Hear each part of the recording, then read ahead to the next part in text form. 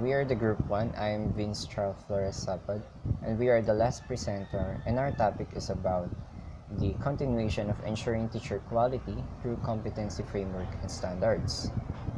So 8-level qualification descriptors. So the PQF has 8 levels of qualifications differentiated by descriptors of expected learning outcomes along 3 domains such as knowledge, skills and values, application, and degree of independence. So the level 1, knowledge, skills, and values, knowledge and skills that are manual or concrete or practical and are operational in focus. So the application is applied in activities that are set in a limited range of highly familiar and predictable contexts involve straightforward routine issues which are addressed by the following sets rules, guidelines, or procedures. So the degree of independence in conditions where there is a very close support, guidance, or supervisions, minimum judgment or discretion is needed. So the qualification type in here is the National Certificate 1 or the NC1, Level 1 or Dental Laboratory Technology Services.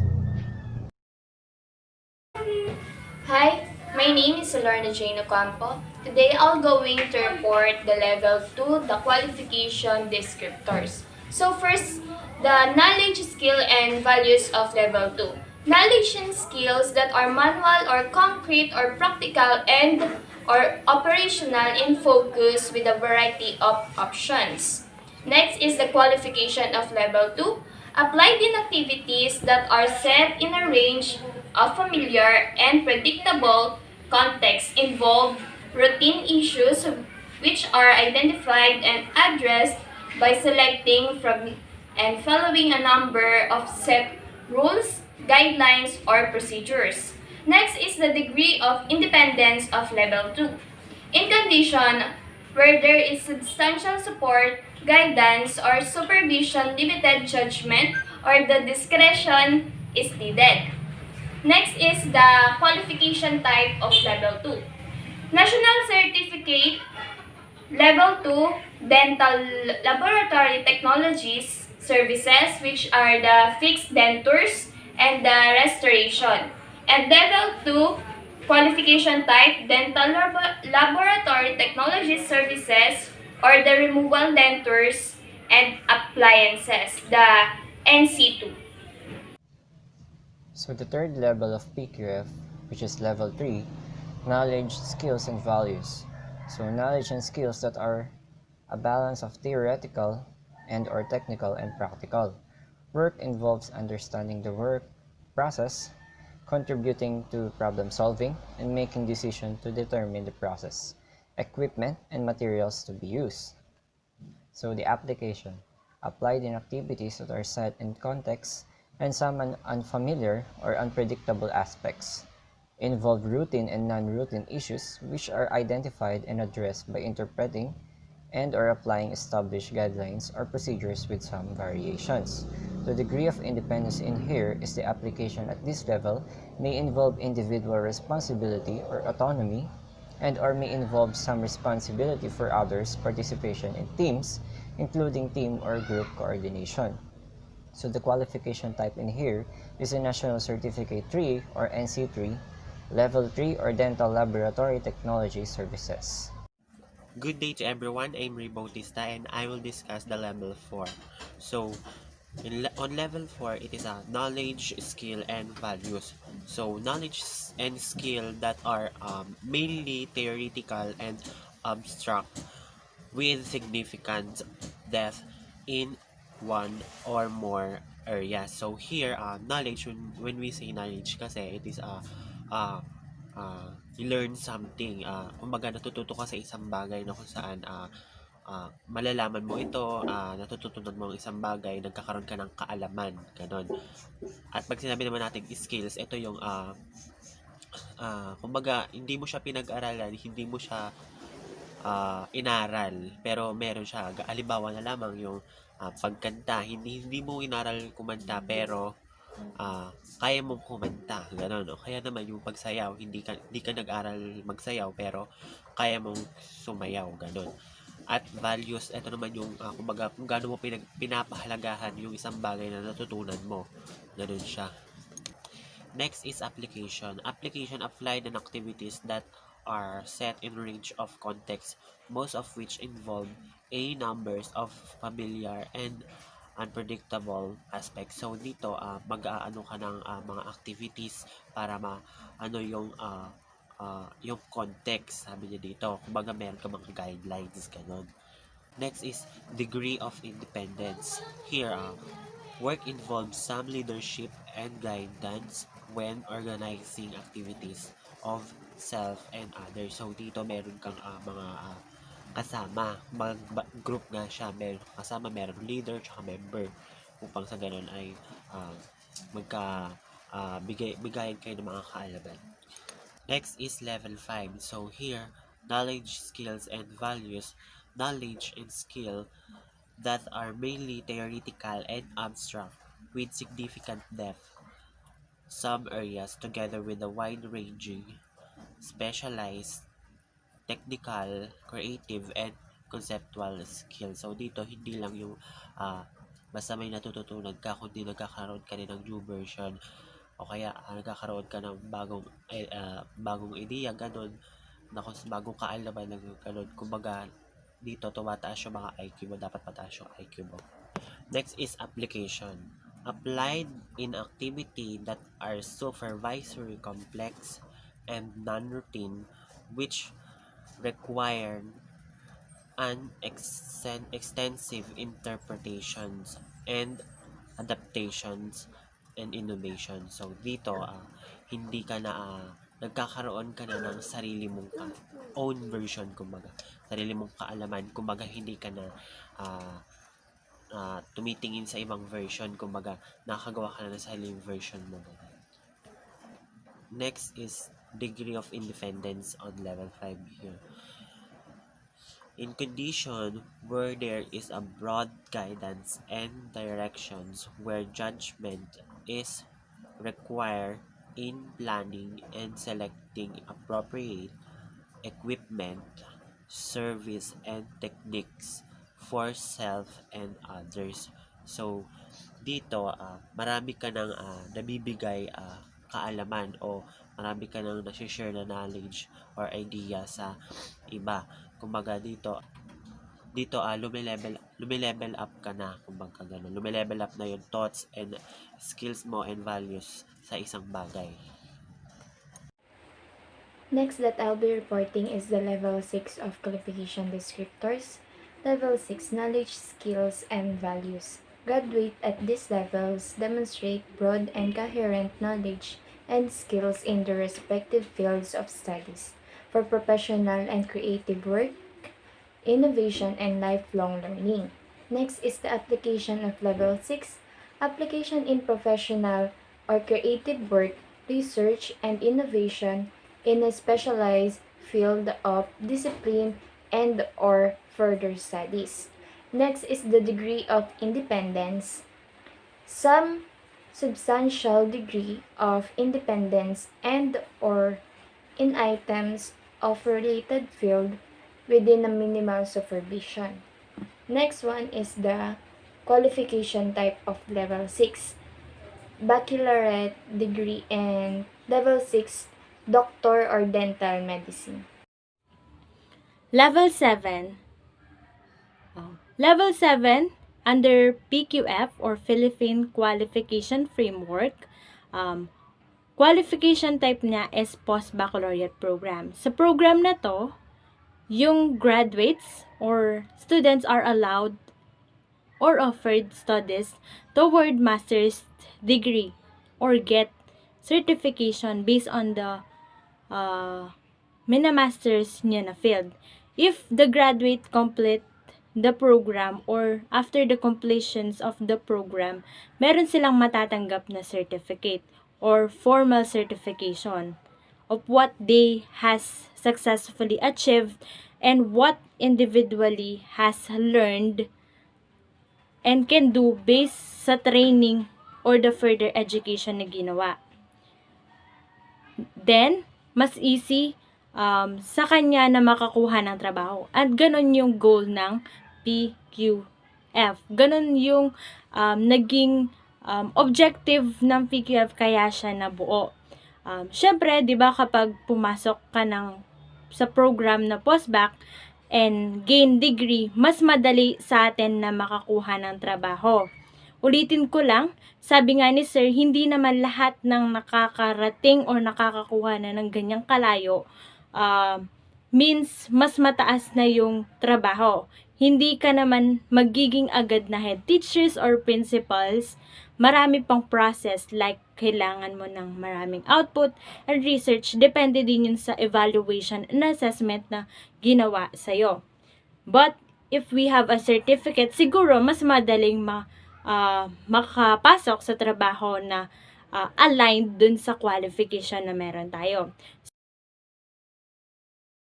Graduate at this level can demonstrate advanced knowledge and skills in a specialized or multidisciplinary field of study for professional practice, creative work, self-directed research, and or lifelong learning.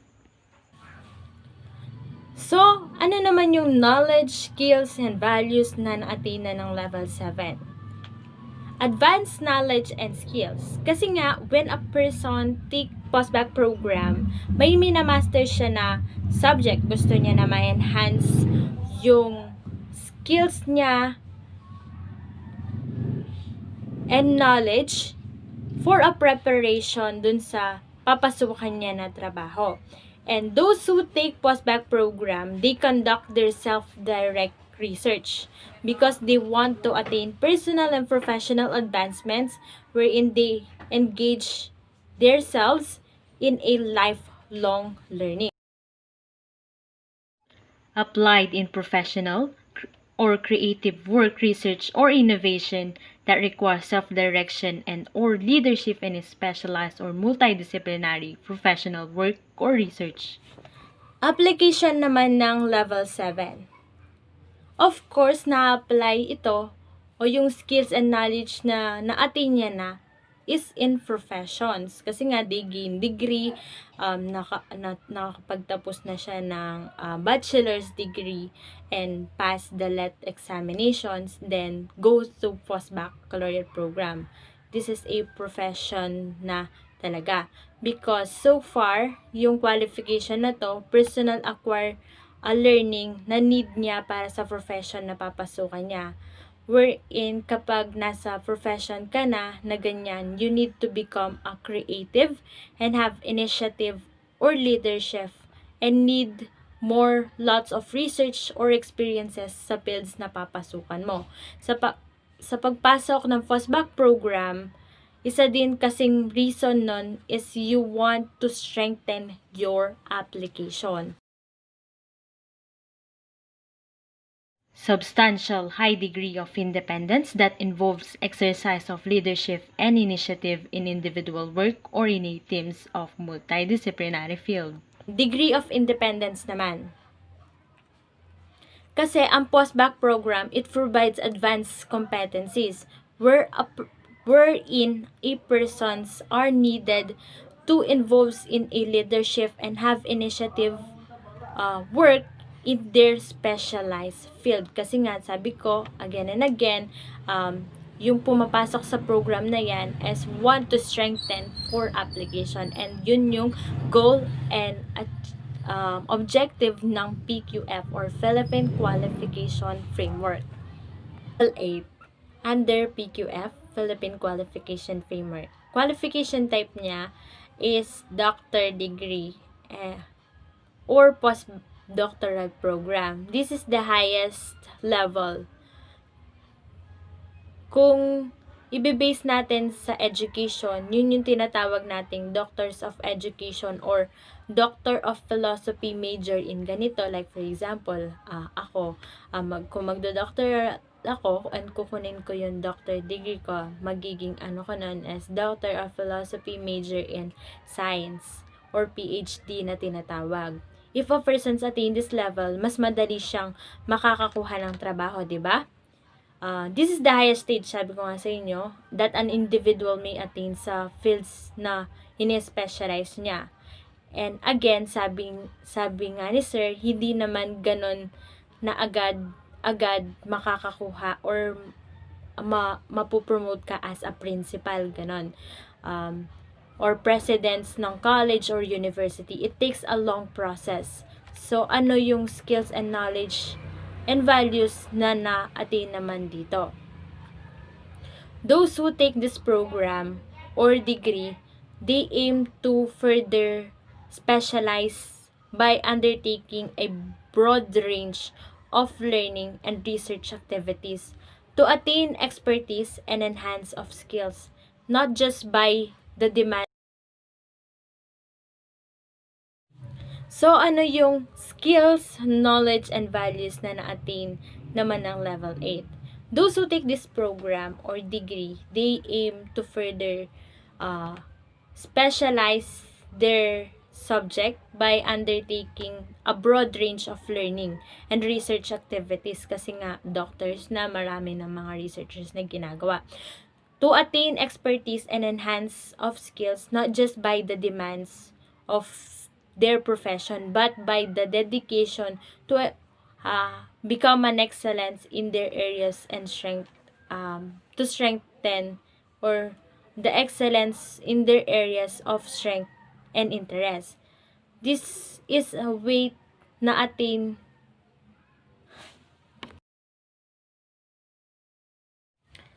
sa application naman. Since this type of stage, malaki na yung na-attain ng isang tao. And he or she have been through many things. Kaya, mas highly yung application na pwedeng mapunta sa kanya. Like for example, kapag nag-doctor ka, 'di ba? Maraming mag-iisip na pwedeng maging principal ka or pwede ka maging presidents of ano. Pero sabi, again and again, kailangan mo ng maraming output, researches, and evaluation doon. 'Di ba? When a person have an high power, meaning mas malaki yung responsibility niya. Mostly yung trabaho ng mga ito is malaki than other but depend yon sa position niya. Degree of independence ng level 8. Dito, sa level na to, a person's gain high advanced confidence. That is why kailangan niya i-apply yung skills na na-attain niya in a complex setting in a broad area that if it demands more initiative, leadership, and they seek professional advancement, have creativity and strategy for the development, and have significant level of expertise based on autonomy and accountability. Yun nga, because they have an autonomy means independence and accountability means responsibility. They possess a high level of expertise because they can be independent in every action they did and become accountable for what result of their actions. Degree of independence niya mataas na, that's why malaki din yung level niya. And level 8 under sa PQF na nasa higher education siya, which is doctors, sabi ko, doctors of education or PhD na tinatawag. Philippine Professional Standards for Teachers or PPST. So a good teacher is like a candle. It consumes itself to light the way for others. So the role of teachers. Teachers play a crucial role in nation building. Through quality teachers, the Philippines can develop holistic learners who are steeped in values, equipped with 21st century skills, and able to propel the country to develop and progress. So as a future educator, ang role natin is to inspire, motivate, encourage, and educate yung mga future students natin na that can help for the development of our nation as well as their future. So this is in consonance with the Department of Education vision of producing Filipinos who passionately love their country and whose values and competencies enable them to realize their full potential and contribute meaningfully to building the nation. Evidences show unequivocally that good teachers are vital to raising students' achievement. Quality learning is contingent upon quality teaching. So, enhancing teacher quality becomes of utmost importance for long-term and sustainable nation building. So, the professional standards for teachers. So, the Philippine government has consistently pursued teacher quality reforms through a number of initiatives as a framework of teacher quality. So the National Competency-Based Teacher Standards or NCBTS was institutionalized through CHED Memorandum Order and EPED Order. So the Philippines Professional Standards for Teachers, which is built on NCBTS, complements the reform initiatives on teacher quality from pre-service education to in-service training. And it also articulates what constitutes teacher quality in the K-12 reform through well-defined domains, strands, and indicators that provide measures of professional learning, competent practice, and effective engagement. So this set of standards makes explicit what teachers should know, be able to do, and value to achieve competence, improved student learning outcomes, and eventually quality education. So it is also founded on teaching philosophies of learner-centeredness, lifelong learning, inclusiveness, among others. So the professional standards therefore became a public statement of professional accountability that can help teachers reflect on and assess their own practice as they aspire for personal growth and professional development. So teacher quality in the Philippines. So the Philippine Professional Standards for Teachers define teacher quality in the Philippines. So the standards describes the expectation of teachers increasing levels of knowledge, practice, and professional engagement. And at the same time, the standards allow for teachers growing understanding applied with increasing sophistication across a broader and more complex range of teaching learning situations. So the following describes the breadth of 7 domains that are required by teachers to be effective in the 21st century in the Philippines. So quality teachers in the Philippines needs to possess the following characteristics. So recognize the importance of mastery and content knowledge, provide learning environments that are safe and secure, establish learning environments that are responsive to learner diversity, and interact with the national and local curriculum requirements. And also apply a variety of assessment tools and strategies in monitoring, establish school community partnership, so also value personal growth and professional development, and exhibit high personal regard for the professions by maintaining qualities that uphold the dignity of teaching, such as caring, attitude, respect, and integrity. So the first domain is Domain 1. Content, knowledge, and pedagogy is composed of 7 strands.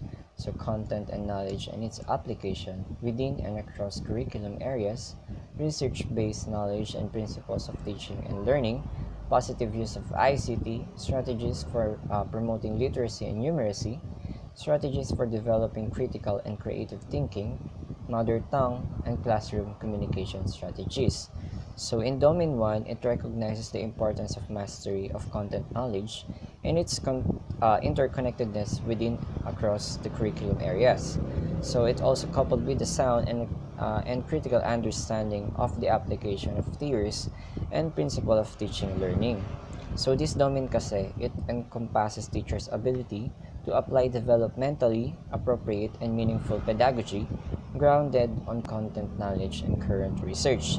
So it takes into account teachers' proficiency sa mother tongue nga, and also Filipino as well as English in the teaching learning process, as well as needed skills in the use of communication strategies, teaching strategies, and technologies to promote high quality learning outcomes. Next that I'll be going to report is the Domain 2, the learning environment. So, learning environment. Domain 2 highlights the role of teacher to provide learning environments that are safe, security, fair, and supportive in order to promote learner responsibility and achievement. So in this domain 2, learning environment is maintain a learning focused environment. So the main 2 learning environment has 6 strengths. First is the learner safety and security. Second, fair learning environment. Third, management of classroom structures and activities. 4, support for learners' participation. Fifth one is promotion of purposive learning. And the last one, management of learner behavior. So first, the domain is learner safety and security. This is the example of learner safety and security. Also encompasses social and emotional well-beings. Students deserve to feel comfortable at school so they can focus on learning and contributing to the learner environment. Next one is the fair learning environment. So this demonstrates understanding of learner environment that promote fairness, respect and care to encourage learner. Management of classroom structure and activities. So demonstrate knowledge of managing classroom structure that engage learner individual in a group in a meaningful exploration, discovery, and on-hand activities which in the available physical learning environment. So this is the example of management of classroom structure and activities. Next one is the support for learner participation. Increases student participation and can have a positive effect on your classroom environment. Next is the promotion of purposive learning. Demonstrate knowledge of learning environment that motivate learners to work productively by assuming responsibility for their own learning. Next one is the management of learner behavior. Demonstrate knowledge of positive and non-violent discipline in the management of learner behavior. So this is one of the example of management learner behavior. And the next one, domain 3, the diversity of learners. So in this domain, response the learner diversity. Ito yung pagkakaiba-iba na mga pag-aaral. So first is domain 3. This domain underscores the importance of teachers' knowledge and understanding and as well as respect for learners' diversity characteristics and experiences as input to the planning and design of learner opportunities. So domain 3, diversity of learners has 5 strengths. First, the learner gender needs, strengths, interests, and experiences. Second, learners linguistic, cultural, socioeconomic, and religious background. The third one is the learner with disabilities, giftedness, and talents. The fourth one is learner in difficult circumstances, and the last one is the learner from indigenous group. So first one is the learner gender needs, strength, interest, and experiences. So demonstrate knowledge, understanding in differentiate teaching to suit learners in gender.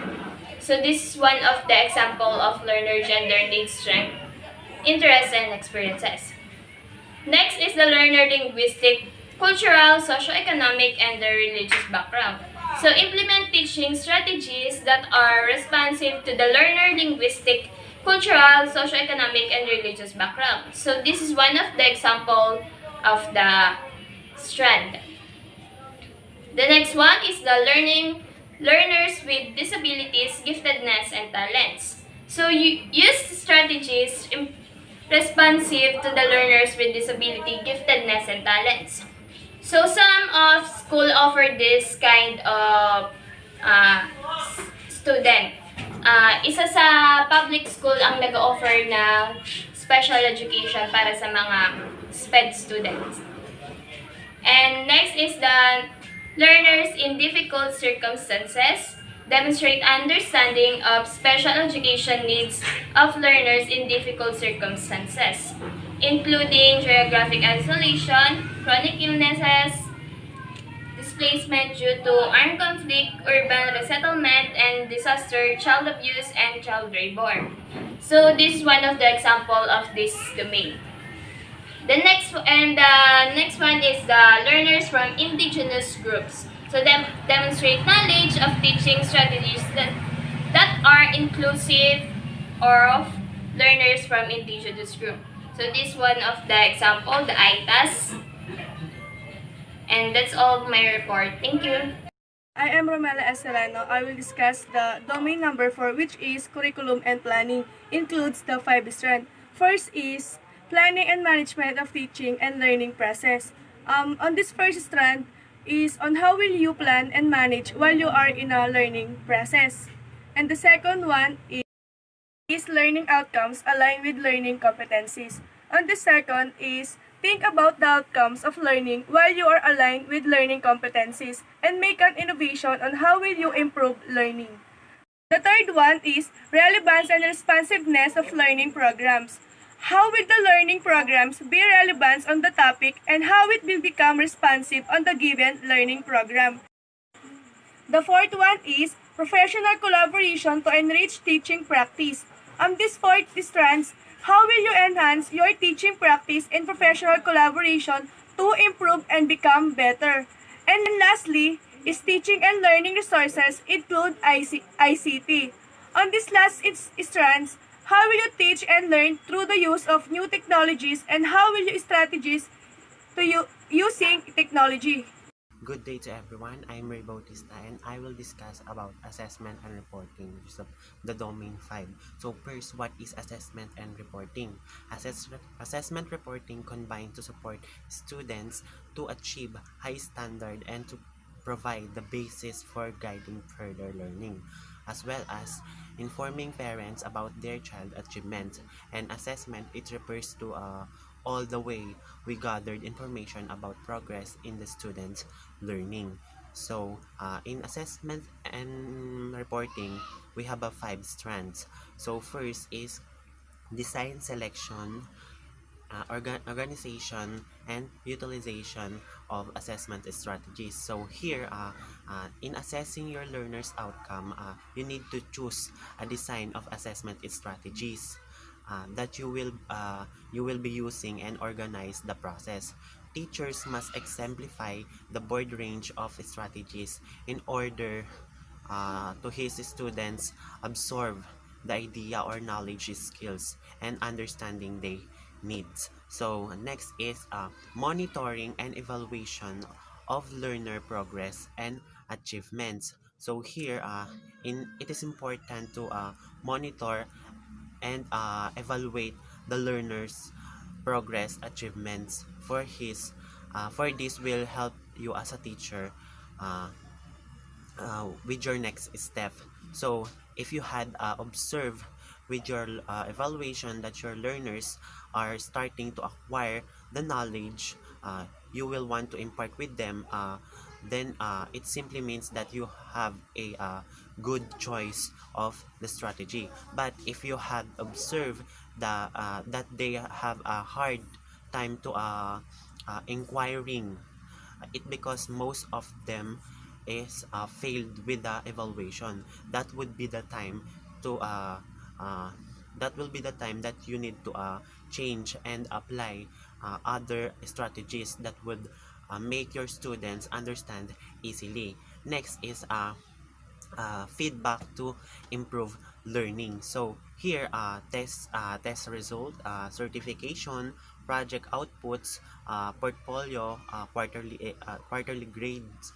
These are the some examples of feedback that will show whether your learners are improving with the subject and what are needs to improve. So next is communication of learners need in progress achievement to key stakeholder. So here, as we have seen in the feedback, we will be also seeing the probably finished product with our learners. So we as a teacher, we must give attention with our learners need for them to progress with the subject. contain communication with them, sharing, listening with their ideas is a very practical step to know their needs to progress. So last is use for assessment data to enhance teaching and learning uh, prac practices and programs. So here, using assessment dates records is big help not only for the learners but for the teachers too. Uh, this will serve as a guide for them to enhance with their teaching strategies and help them to grow and make an unlimited more wider programs in teaching. So that is the five strands of assessment and reporting. So that's all for assessment and reporting, the domain 5. So let's move on to the next. My name is Jaylin F. Calo, and I will be the one who will present to you the domain number 6 and the career stages number 3. Domain number 6, Community Linkages and Professional Engagement. Domain number 6 affirms the role of teachers in establishing school community partnerships aimed at enriching the learning environment, as well as the community's engagement in the educative process. This domain expects teachers to identify and respond to opportunities that link teaching and learning in the classroom to the experiences, interests, and aspirations of the wider school community and other key stakeholders. The domain number 6 consists of 4 strands. Number 1. Establishment of learning environments that are responsive to community context. This means that you need to demonstrate an understanding of knowledge of learning environments that are responsive to community context. Number 2. Engagement of parents and the wider school community in the educative process. This means that you need to seek advice about the concerning strategies that build relationships with parents or guardians and the wider community. Number 3. Professional ethics. As a professional teacher, you need to know or you need to demonstrate awareness of existing laws and regulations that apply to the teaching profession. Number 4. School policies and procedures. In other words, demonstrate knowledge and understandings of school policies and procedures. Domain 7 focuses on personal growth and professional development. Dito, they engage in professional reflection and assume responsibility in personal and professional learning to improve their practices and for a lifelong learning. It contains 5 strands. First, philosophy of teaching. Second, dignity of teaching as a profession. Third, professional links with colleagues. Fourth, professional reflection and learning to improve practice.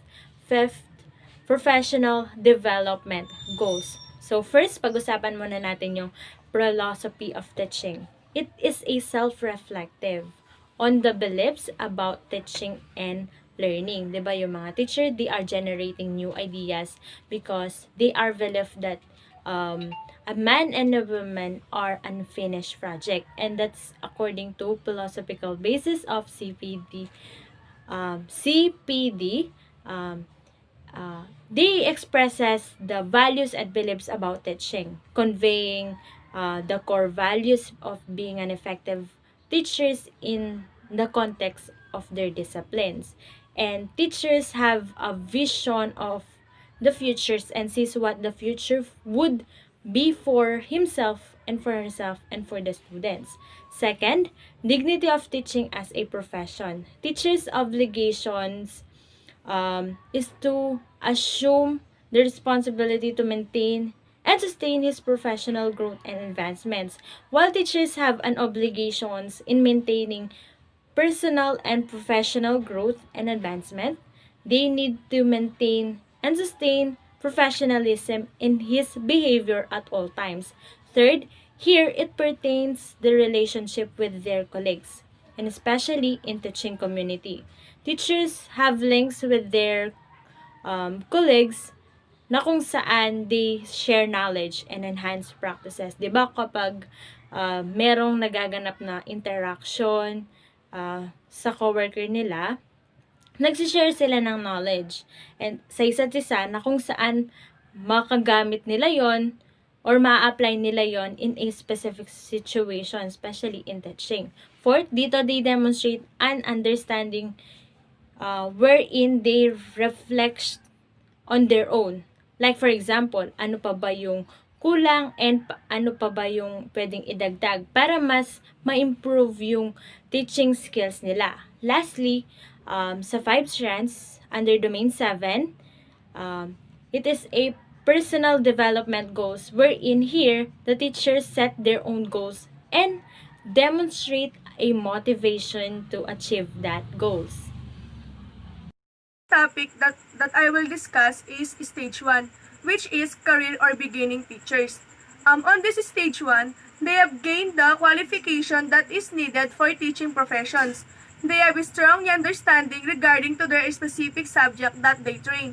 And they also process the requisite knowledge, skills, and values that they are the one who manage learning programs and strategies that enhance and improving learning.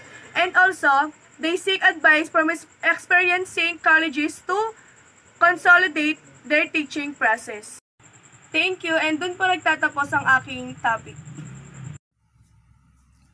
Good day to everyone. I'm Ray Bautista, and our next is Career Stage 2, or proficient teachers are professionally independent in the application of skill vital to the teaching and learning process.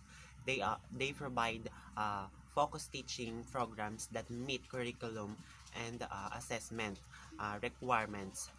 They display skills in planning, implementing, and managing learning programs. So here, career stage 2, or proficient teachers are will experience teachers which make them professionally independent and applications of skills vital to the teaching and learning process. And next is they actively engage in collaborative learning with the professional community and other stakeholders for mutual growth and advancement. They are reflective practitioners who continually consolidate the knowledge, skills, and practices of career stage 1. So here, because of the huge experience they have, they are actively engaged in collaborative learning like seminars and workshop with the professional community with other career stage for continuous growth and for advancement. That's all. Let's move on to the next. Let's proceed to the career stage 3, or highly proficient teachers. Highly proficient teachers consistently display a high level of performance in their teaching practice. They have high focus situation cognition, are more adept in problem solving, and optimize opportunities gained from experience.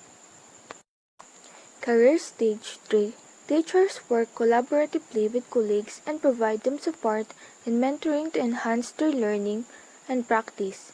They continually seek to develop their professional knowledge and practice by reflecting on their own needs and those of their colleagues and students. Career stage 4, or tinatawag nilang distinguished teacher. When we say distinguished teacher, means kilala or tanyag. They are recognized as the leaders of education, wherein they embody the highest standards for teaching, grounded in a global best practices, and lead colleagues in promoting quality teaching and learning. Distinguished teachers, this is the highest stage that a teachers may attain to their teaching career. Since this type of teacher have been through many things, they are influential and has a huge impact to their fellow teachers and students. These teachers have a high position in teaching industry, wherein their colleagues and their co-teachers look up of them and they strive to create a learning environment and engage their students and attain success. Even though sila na yung leaders of education, still they consistently seek professional advancement and relevance in pursuit